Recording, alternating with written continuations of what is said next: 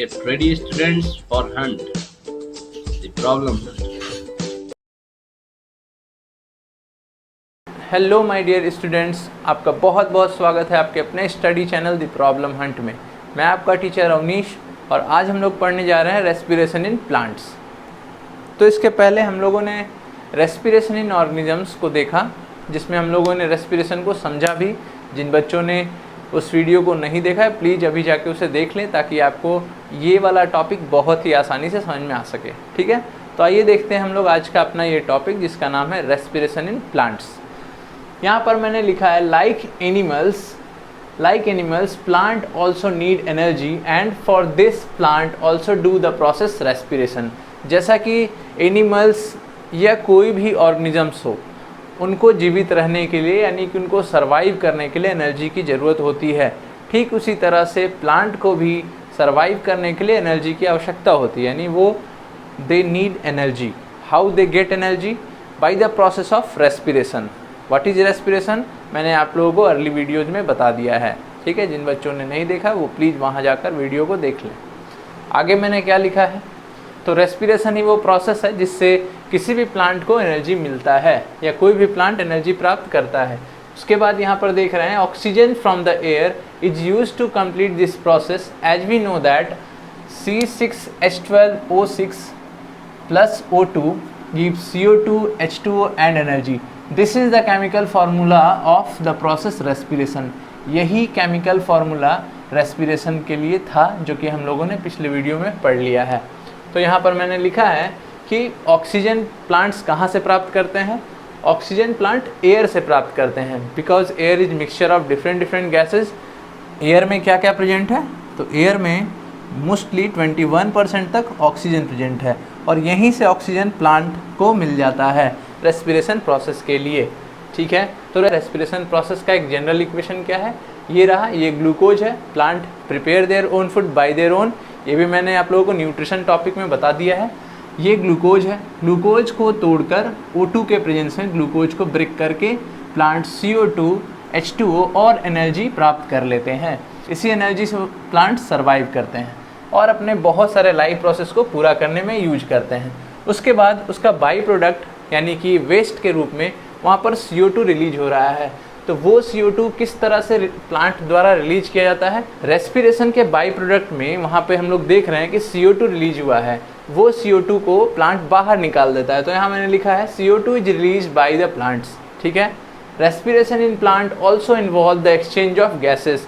तो मोटे तौर पर बच्चों हम लोग रेस्पिरेशन को यहाँ पर पूरे डीप में तो नहीं समझेंगे कैसे फाइनल एनर्जी प्राप्त हो रहा है, क्योंकि हम लोगों ने पढ़ लिया है ऑलरेडी कि रेस्पिरेशन प्रोसेस क्या है। तो इसमें हम लोग समझेंगे कि एक्सचेंज ऑफ गैसेस प्लांट कैसे कर रहे हैं, क्योंकि रेस्पिरेशन का मतलब हम लोग यहाँ पे सिर्फ लिमिटेड करेंगे और समझेंगे exchange of gases by the plant. What are the gases that exchange by the plant? They are CO2 and O2। CO2 and O2 that is why called respiratory gases. CO2 और O2 को क्या कहते हैं? Respiratory gases कहते हैं, क्योंकि respiration में इन्हीं दो O2 और CO2 का ही साइकिल है। O2 के प्रेजेंट में ग्लूकोज को तोड़ा जा रहा है और बाई प्रोडक्ट के फॉर्म में क्या रिलीज हो रहा है? CO2। ठीक है, तो इन्हीं गैसेस के एक्सचेंज को हम लोग इस टॉपिक में समझेंगे अच्छे से कि कैसे रेस्पिरेटरी गैसेस का एक्सचेंज प्लांट कर रहा है। ठीक है, तो यहाँ पर एक क्वेश्चन मैंने लिख रखा है कि how plant gate oxygen and release CO2। सही बात है, प्लांट ऑक्सीजन कैसे प्राप्त करता है? हमारे पास तो नाक है जिससे हम लोग ब्रीथ कर लेते हैं, लेकिन प्लांट्स के पास क्या है? ऐसा कौन सा स्ट्रक्चर है जिसके द्वारा प्लांट O2 को अपने अंदर ले जा रहा है और CO2 को बाहर निकाल रहा है रेस्पिरेशन पूरा करने के लिए? ठीक है, तो आइए देखते हैं हम लोग। तो यहाँ पर मैंने लिखा है plant gate oxygen and release CO2 bye simple process called diffusion. Diffusion मैंने आप लोगों को पहले भी समझाया है। जिन बच्चों ने पहले के वीडियो को नहीं देखा है प्लीज़ वो उन सारे वीडियोज़ को देख लें, ताकि ये वीडियो या ये टॉपिक आपको अच्छे से समझ में आ सके। डिफ्यूजन को ऐसे हम लोग समझ सकते हैं कि किसी भी सब्सटेंस का कंसंट्रेशन अगर एक रीजन में बढ़ा हुआ है और अनदर रीजन में जो कि सेपरेटेड है, दूसरा रीजन जो कि सेपरेटेड है, वहाँ पर इस सब्सटेंस का कंसंट्रेशन कम है, तो higher from a region of higher concentration to region of lower concentration particles का मूवमेंट, किसी भी पार्टिकल्स का मूवमेंट ही डिफ्यूजन कहलाता है। तो जैसा कि प्लांट्स और एयर का बात किया जाए, यहाँ पर दो अलग अलग मीडियम कौन कौन से हैं, तो यहाँ पर है प्लांट्स और यहाँ पर है एयर। एयर में ऑक्सीजन का कंटेंट बहुत ज़्यादा है और प्लांट को ये ऑक्सीजन चाहिए एयर से, क्या करने के लिए, तो रेस्पिरेशन करने के लिए। तो सिंपली बाय डिफ्यूजन ये ऑक्सीजन प्लांट के पास आ जाएगा। ठीक है, ये ऑक्सीजन प्लांट के पास किस प्रोसेस से आ जाएगा, तो by the process of diffusion, by the process of diffusion. मैंने अर्ली वीडियो में आप लोगों को डिफ्यूजन के बारे में समझा दिया है, तो अगर आपको डिफ्यूजन यहाँ से नहीं समझ में आता है तो प्लीज़ पिछले के वीडियो को देख लीजिएगा। आइए हम लोग आगे बढ़ते हैं। उसके बाद यहाँ पर देखिए मैंने कुछ और लिखा है, plants have branching shape. Plants का जो शेप है वो ब्रांचिंग शेप है, कुछ यूँ ब्रांचेस प्रेजेंट होते हैं एक प्लांट में, एक प्लांट में ऐसे करके ब्रांचेस प्रेजेंट होते हैं, है ना। तो इस तरह से क्या होता है, ब्रांचेस होने से क्या होता है, यहाँ पर मैंने लिखा है उसके ठीक बाद, plants have branching shape, they have large surface area, they have large surface area than their volume. इसका क्या मतलब है, प्लांट का अगर सरफेस एरिया देखा जाए, आप लोगों ने सरफेस एरिया मैथ्स में पढ़ा होगा, सरफेस एरिया एंड वॉल्यूम। अगर नहीं पढ़ा तो उसको थोड़ा समझ लिया जाए। वॉल्यूम होता है किसी भी सब्सटेंस के द्वारा ऑक्यूपाइड स्पेस, और सरफेस एरिया होता है उस सब्सटेंस का सरफेस का टोटल एरिया। जैसे हम लोग एक डब्बे को देख सकते हैं, ये एक डब्बा है, डब्बे के अंदर या डब्बे के द्वारा जो स्पेस ऑक्यूपाई किया जा रहा है, यानी कि जो जगह घेर लिया जा रहा है, दैट इज़ वॉल्यूम। बट ये सारे सरफेसेस मिलके जो एरिया बना रहे हैं, that is surface area of this cuboid और क्यूब। ओके, तो ये है वॉल्यूम, और ये रहा उसको खोल देने से पूरे डब्बे का सरफेस एरिया। तो उसी तरह से यहाँ पे हम लोग समझेंगे कि प्लांट्स का जो सरफेस एरिया है और वॉल्यूम है, तो वॉल्यूम यही तो होगा, वॉल्यूम जो वो जगह ले रहा है, जितना space covered by the plant, that is volume. लेकिन उसका सरफेस एरिया यानी इसके सारे पत्ते, सारे ब्रांचेज, सारे स्टेम एंड सारे रूट्स, सबको अगर मिला दिया जाए तो प्लांट के पास बहुत ज़्यादा सरफेस एरिया होता है respective to their volume. Volume की तुलना में उसके पास एक बहुत बड़ा, एक बहुत ही ज़्यादा लार्ज सरफेस एरिया होता है। अब इस लार्ज सरफेस एरिया से क्या फ़ायदा हो रहा है कि so the diffusion alone can supply all the cell much oxygen for respiration. इसी लार्ज सरफेस एरिया होने के चलते हर पत्ते के हर सेल्स को बहुत ही ज़्यादा आसानी से ऑक्सीजन मिल जाता है, और ना सिर्फ पत्तों को, सारे पार्ट्स को, क्योंकि इसके पास बहुत ज़्यादा सरफेस एरिया होने के चलते हर जगह इसको ऑक्सीजन इनफ मात्रा में मिल जाता है। इस वीडियो के अंत में मैं आप लोगों के लिए क्वेश्चन डाल के जाऊंगा, आप लोग ज़रूर उसका आंसर करने का कोशिश कीजिएगा, इसलिए इस वीडियो को एंड तक ज़रूर देखिए। तो आगे हम लोग देखते हैं। उसके बाद यहाँ पे मैंने क्या लिखा है, they have large surface area than their volume, so diffusion alone can supply all the cells much oxygen for respiration. उसके बाद अगला देखिए, अगला पॉइंट है diffusion occurs through root, stem and leaves. तो डिफ्यूजन किस किस जगह से हो रहा है, प्लांट के किस किस पार्ट में डिफ्यूजन हो रहा है। तो डिफ्यूजन जनरली प्लांट्स के 3 पार्ट होते हैं, लीव्स, स्टेम्स एंड रूट्स। तो तीनों जगह से गैसियस एक्सचेंज यानी एक्सचेंज ऑफ गैसेस होता है। ठीक है, तो एक एक करके हम लोग आइए देख लेते हैं। तो यहाँ पर सबसे पहले हमने लिखा है रेस्पिरेशन इन रूट्स, रूट्स के द्वारा रेस्पिरेशन। रूट्स के द्वारा रेस्पिरेशन ये काफ़ी अजीब सा लगता है सुनने में, क्योंकि रूट के पास में ऑक्सीजन या एयर कहाँ से आया। तो आप लोगों ने छोटे क्लासेस में पढ़ा होगा कि रूट जो होता है वो कहाँ होता है, सॉइल में, and soils are made up of tiny particles. What are soil are made up of tiny particles. तो इन टाइनी पार्टिकल्स के बीच में एयर ट्रैप्ड रहता है, क्योंकि सॉइल के पास सॉइल स्पेस होता है। इन सॉइल स्पेस में एयर ट्रैप्ड रहता है, एयर फंसा हुआ रहता है इन सारे सॉइल स्पेसेस में। ठीक है, तो सॉइल स्पेसेस में एयर है और इन्हीं में रूट्स फैले हुए रहते हैं। वाटर भी यहाँ रहता है और साथ में एयर भी रहता है। ठीक है, तो इसी एयर को रूट आसानी से एब्जॉर्ब कर लेता है। ठीक है, तो हम लोग यही समझने वाले हैं कि कैसे रेस्पिरेशन बाय रूट हो रहा है। ठीक है, तो आइए देखते हैं मैंने यहाँ क्या लिखा है। मैंने यहाँ लिखा है रेस्पिरेशन इन रूट्स में मैंने लिखा है root take the oxygen from the air present in between the soil particles by diffusion। यहाँ भी डिफ्यूजन प्रोसेस से ही रूट जो है वो एयर को अंदर ले रहा है। यहाँ भी दो मीडियम है, एक मीडियम रूट है और एक मीडियम यहाँ पर सॉइल स्पेस है। सॉइल स्पेस में एयर में ऑक्सीजन का कंसंट्रेशन ज़्यादा है और रूट में ऑक्सीजन का कंसंट्रेशन कम है, तो रूट में ऑक्सीजन आराम से चला जाएगा। मैंने डिफ्यूजन को यहाँ भी अभी समझाया, वही डिफ्यूजन यहाँ भी हो रहा है। Special epidermal cell of root called root hairs. अब ये क्या होता है, रूट के पास अभी मैंने आप लोगों को समझाया ना कि plants have large surface area not only in the shoot part but the large surface area is available on their root part also. तो यहाँ पर जब हम लोग रूट का पार्ट देखते हैं तो रूट एज इट इज़ नहीं होता है, जैसे यहाँ पर दिख रहा है कि ऐसे ऐसे ब्रांचिंग है रूट के, नहीं, बिल्कुल नहीं। इसमें भी फर्दर ब्रांचिंग होता है। रूट बस ऐसे स्ट्रक्चर नहीं कि ऐसे ऐसे ब्रांच फैले हुए हैं, रूट फर्दर और भी छोटे छोटे पार्ट्स में डिवाइडेड रहता है। जैसे एक रूट को अगर देखा जाए तो ये और छोटे टुकड़े रूटलेट में बटा होता है और ये रूटलेट फाइनली रूट हेयर्स में, छोटे छोटे रूट हेयर्स में बटे रहते हैं। तो इस तरह से एक रूट के पास बहुत लार्ज सरफेस एरिया है, रूट के पास भी और शूट के पास भी, ठीक है। तो यही सब मिलके एक प्लांट को लार्ज सरफेस एरिया प्रोवाइड कर रहे हैं। तो ये रूट हेयर जो होते हैं ये एक यूनिसेलुलर स्ट्रक्चर है। रूट हेयर एक यूनिसेलुलर स्ट्रक्चर्स होते हैं। मैंने यहाँ लिखा भी है, special epidermal cell of root. What is epidermal cell? Epidermal मतलब अपर सेल्स। एपिडर्मल का मतलब ही होता है अपर, ठीक है, तो इसे याद रखिएगा। एपिडर्मल का मतलब होता है अपर। तो अपर सेल्स जो होते हैं रूट के, उन्हें हम लोग कहते हैं रूट हेयर्स। मैंने यहाँ भी आपको समझाया कि रूट जो है फिर बढ़ता है रूटलेट में और रूटलेट से वो बढ़ जा रहा है रूट हेयर्स में, रूट हेयर्स में। तो इस तरह से रूट हेयर्स जो है वो एक यूनिसेलुलर स्ट्रक्चर है और एक सेल होने के नाते यहाँ पर डिफ्यूजन हो पाना बहुत ही ज़्यादा आसान होता है। तो एक बात आप लोगों ने ऑब्ज़र्व किया होगा शायद, अगर नहीं किया है तो इसे ज़रूर करके देखें। किसी भी सॉइल का, अगर आप सॉइल के बीच का स्पेस अगर ख़त्म कर दीजिएगा तो वहाँ पर प्लांट का ग्रोथ इनहिबिट हो जाता है, यानी प्लांट का ग्रोथ रुक जाता है, ठीक। अगर आप किसी सरफेस को बहुत ज़्यादा सीमेंटेड कर दें या सॉइल्स को बहुत ज़्यादा आपस में चिपका दें या स्पेस को कम कर दें तो वहाँ पर प्लांट ग्रो नहीं कर पाता है, ठीक है।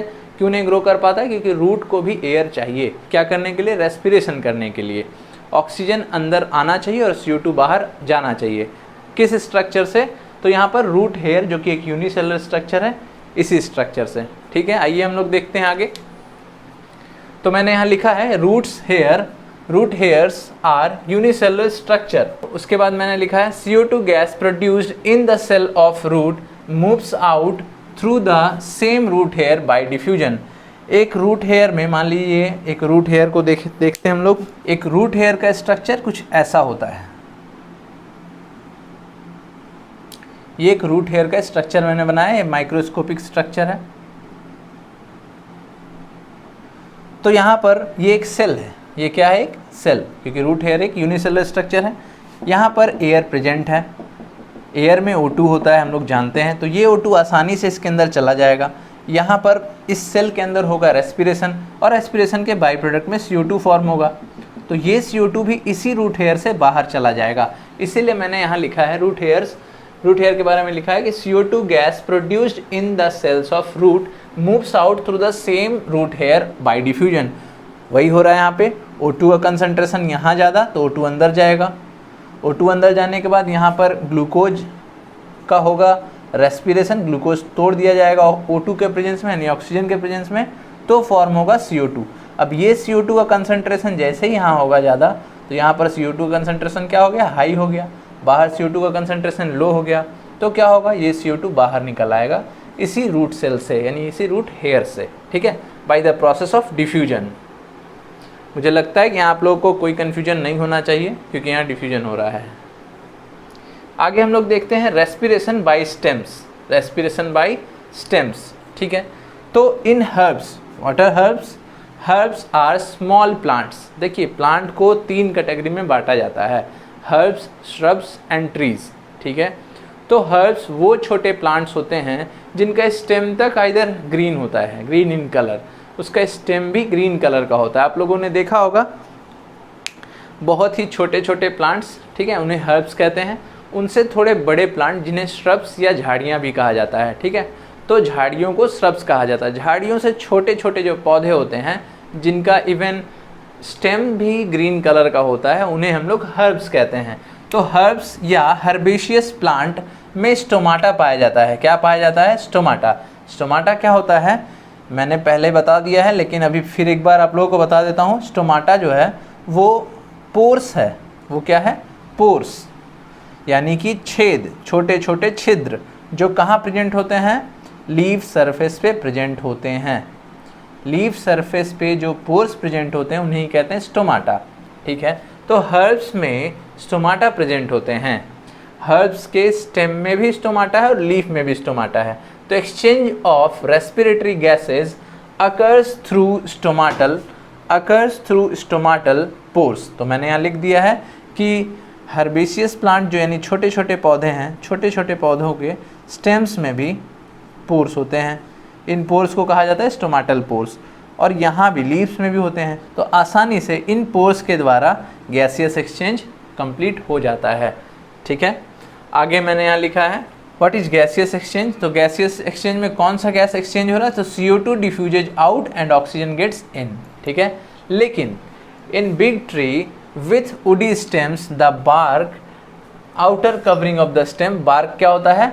आउटर कवरिंग ऑफ स्टेम को बार्क कहा जाता है। तो इसमें पाया जाता है लेंटिसेल्स। क्या पाया जाता है? लेंटिसेल्स। लेंटिसेल्स एक स्पेशल स्ट्रक्चर है जो कि आपको बड़े बड़े प्लांट्स में देखने को मिलेगा। जैसे कि आप देख सकते हैं इसको पपाया ट्री में, यानी कि पपीते के पेड़ में। पपाया ट्री में आपने देखा होगा कुछ ऐसा स्ट्रक्चर्स होता है। पपाया ट्री में कुछ ऐसा स्ट्रक्चर्स होता है। इन स्ट्रक्चर्स को हम लोग कहते हैं लेंटिसेल्स। क्या कहते हैं? लेंटिसेल्स। लेंटिसेल्स के थ्रू भी बहुत ही आसानी से गैसेस एक्सचेंज प्रोसेस कंप्लीट हो जाता है। In big tree with woody stem the bark outer covering of stem has lenticels. तो बड़े बड़े जो बड़े बड़े पेड़ होते हैं यानी बिग ट्रीज हैं, उनके पास वुडी यानी लकड़ी जैसा स्ट्रक्चर, ठीक है। वुडी यानी कि वहाँ पर स्टोमाटा नहीं पाया जाता है, वहाँ पर पाया जाता है लेंटिसेल्स, और उन्हीं लेंटिसेल्स के द्वारा गैसियस एक्सचेंज हो जाता है, ठीक है। तो अब हम लोग देखेंगे तीसरा पॉइंट, यानी कि रेस्पिरेशन बाय लीव्स। तो स्टूडेंट्स अभी तक हम लोगों ने देखा respiration in roots and respiration in stems, और अब हम लोग देखने जा रहे हैं रेस्पिरेशन इन लीव्स। जैसा कि मैंने आप लोगों को पहले भी बताया कि रेस्पिरेशन 3 प्लेसेस यानी 3 पार्ट्स में हो रहा है। एक प्लांट के 3 पार्ट्स से रेस्पिरेशन हो रहा है। वो पार्ट्स कौन कौन से हैं? तो वो पार्ट्स हैं रूट्स, स्टेम्स एंड लीव्स। तो अब हम लोग तीसरा वाला देखने जा रहे हैं रेस्पिरेशन इन लीव्स। तो यहाँ जैसे कि मैंने लिखा है, देख सकते हैं आप, respiration in leaves. The leaves of A plant have tiny pores called stomata. Stomata के बारे में हम लोग पहले ही पढ़ चुके हैं। स्टोमाटा क्या होता है? पोर्स होता है। वो पोर्स जो लीफ पर यानी कि पत्ते के सरफेस पर पाया जाने वाला माइक्रोस्कोपिक पोर्स। ये पोर्स आपको ऐसे आंखों से तो नहीं दिखेगा, लेकिन पोर्स लीफ में प्रेजेंट होते हैं। इन पोर्स को हम लोग कहते हैं स्टोमाटा। एक सिंगल पोर का नाम है स्टोमा, मैंने पहले भी आप लोगों को बता रखा है। स्टोमा के कलेक्शन को स्टोमाटा कहते हैं। तो लीव्स में स्टोमाटा के थ्रू रेस्पिरेशन हो रहा है। तो ये कैसे हो रहा है, ये यहाँ देख रहे हैं। Diffusion is the process for gaseous exchange through the stomata in leaf. फिर से वही बात, डिफ्यूजन के थ्रू हो रहा है। किस प्रोसेस से? यहाँ पर रेस्पिरेशन हो रहा है। रेस्पिरेशन में हम लोग जनरली गैसियस एक्सचेंज देख रहे हैं। तो यहाँ पर गैसेस का एक्सचेंज कैसे हो रहा है? कौन सा गैस प्लांट के अंदर जा रहा है यानी लीफ के अंदर जा रहा है, और कौन सा गैस लीफ के बाहर आ रहा है। और ये सारा प्रोसेस डिफ्यूजन प्रोसेस के द्वारा हो रहा है, ठीक है। तो हम लोग जानते हैं O2 और CO2 है रेस्पिरेटरी गैसेस। यही 2 गैसेस रेस्पिरेशन में और फोटोसिंथेसिस में भी यूज हो रहा था, ठीक है। एज कभी एक गैस प्रोडक्ट के रूप में बनता है, तो कभी एक गैस। तो हम लोग जानते हैं कि O2 और CO2 ही रेस्पिरेटरी गैसेस है। इन्हीं गैसेस के एक्सचेंज के बारे में हम लोग पढ़ रहे हैं अभी। तो हम लोग यहाँ देख रहे हैं, हम लोगों ने ये समझ लिया कि डिफ्यूजन ही वो प्रोसेस है जिसके थ्रू यहाँ पर रेस्पिरेटरी गैसेस का एक्सचेंज हो रहा है लीव्स के द्वारा। यहाँ पर लीव्स में छोटे छोटे पोर्स भी हैं, ठीक है। In plant leaves respiration occur during the day time as well as night. तो रेस्पिरेशन प्रोसेस दिन में भी हो रहा है, डे टाइम भी हो रहा है और नाइट में भी हो रहा है। रेस्पिरेशन डे एंड नाइट दोनों समय हो रहा है, ठीक है। इसके बाद अगला है but photosynthesis occurs only during the day time. लेकिन डे टाइम में क्या होता है, फोटोसिंथेसिस होता है। फोटोसिंथेसिस क्या था, CO2, H2O, सनलाइट, क्लोरोफिल, इन सारे चीज़ की मदद से प्लांट अपना फूड प्रिपेयर करता है। That is what, that is glucose, C6H12O6। तो ये फूड बनाने के प्रोसेस को बोलते थे हम लोग फोटोसिंथेसिस। फोटोसिंथेसिस का बाई प्रोडक्ट में क्या बन रहा था, O2। फोटोसिंथेसिस के बाई प्रोडक्ट में O2 बन रहा था। अब इसी O2 के मदद से प्लांट अपना रेस्पिरेशन पूरा करता है। रेस्पिरेशन प्रोसेस कैसे कंप्लीट हो रहा है, तो यहाँ पर रेस्पिरेशन में क्या होता है, C6H12O6 यानी ग्लूकोज ब्रेक डाउन होता है, ग्लूकोज को तोड़कर एनर्जी निकाला जाता है।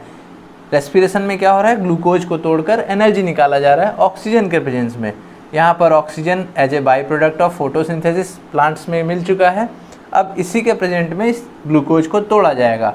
तोड़ने पर क्या आ रहा है, CO2, H2O प्लस एनर्जी। ये एनर्जी प्लांट अपना वेरियस फंक्शन परफॉर्म करने के लिए, जीवित रहने के लिए यूज कर लेगा, ठीक है। इसके बाद हम लोग देखते हैं, तो यहाँ पे मैंने उसके बाद लिखा है but photosynthesis occurs only during day time. Photosynthesis सिर्फ और सिर्फ दिन के समय में ही होता है। दिन के समय फोटोसिंथेसिस होता है क्योंकि फोटोसिंथेसिस होने के लिए सनलाइट का होना बहुत ज़रूरी है।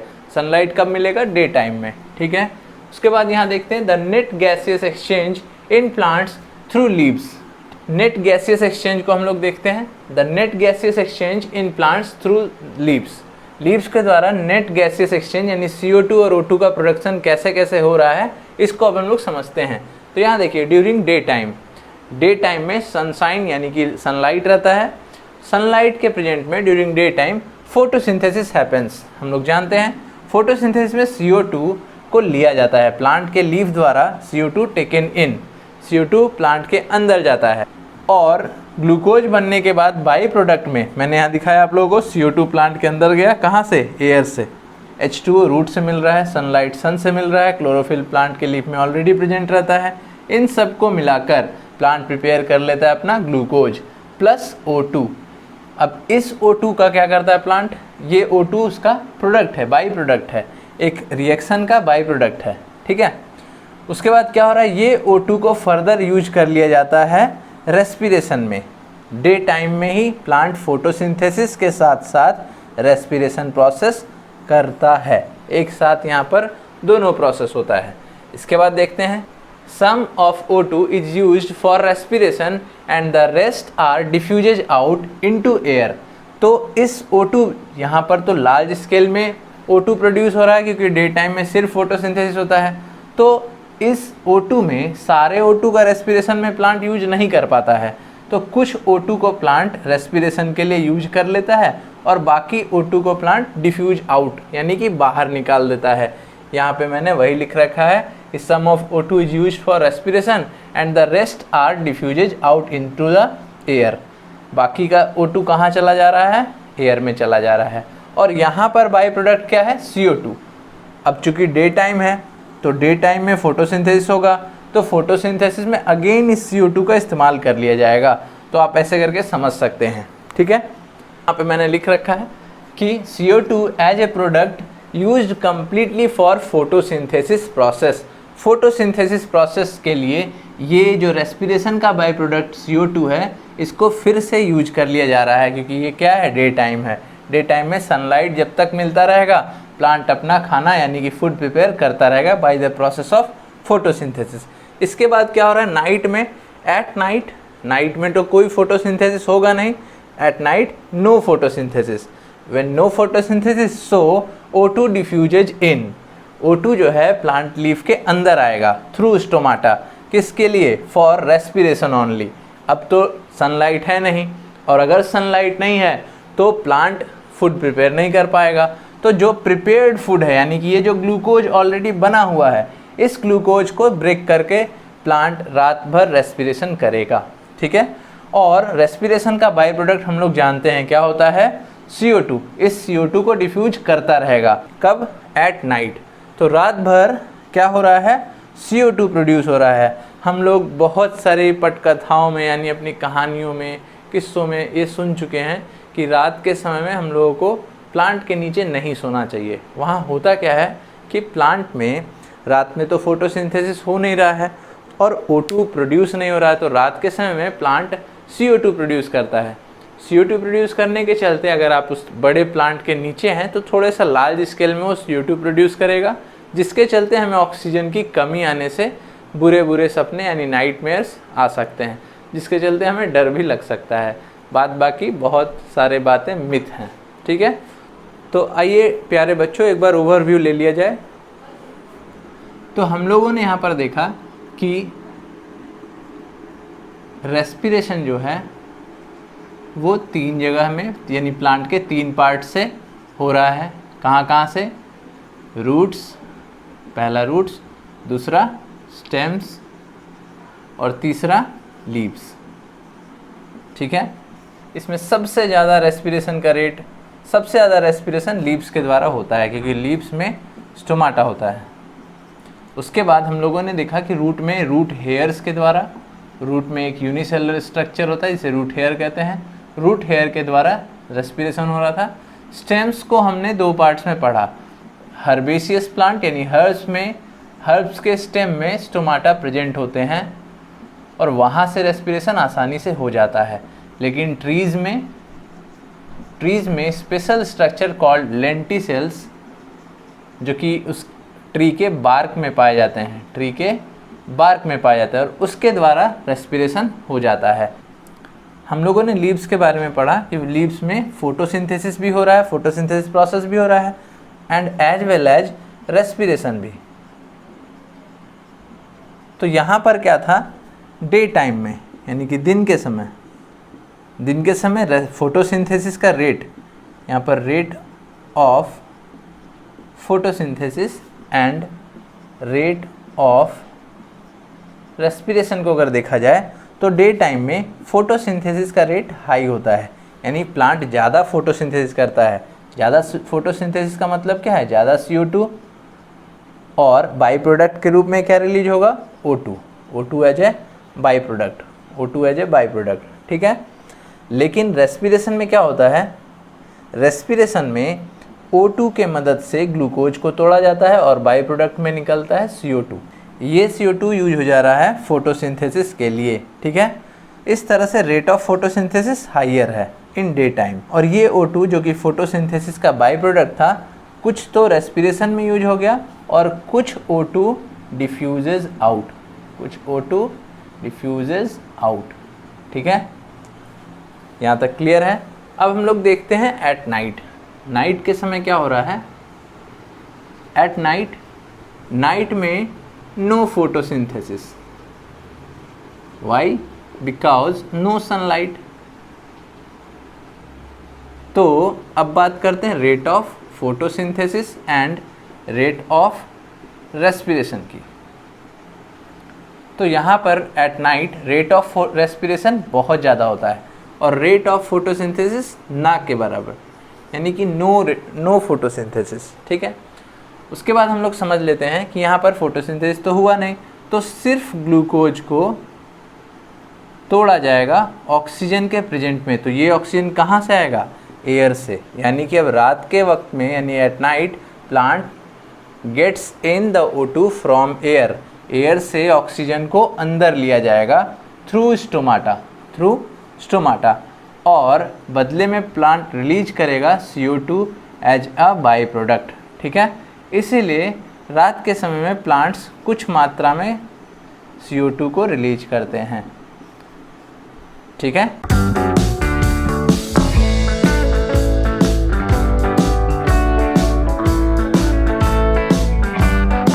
For latest notification and update, subscribe our channel and press the bell icon.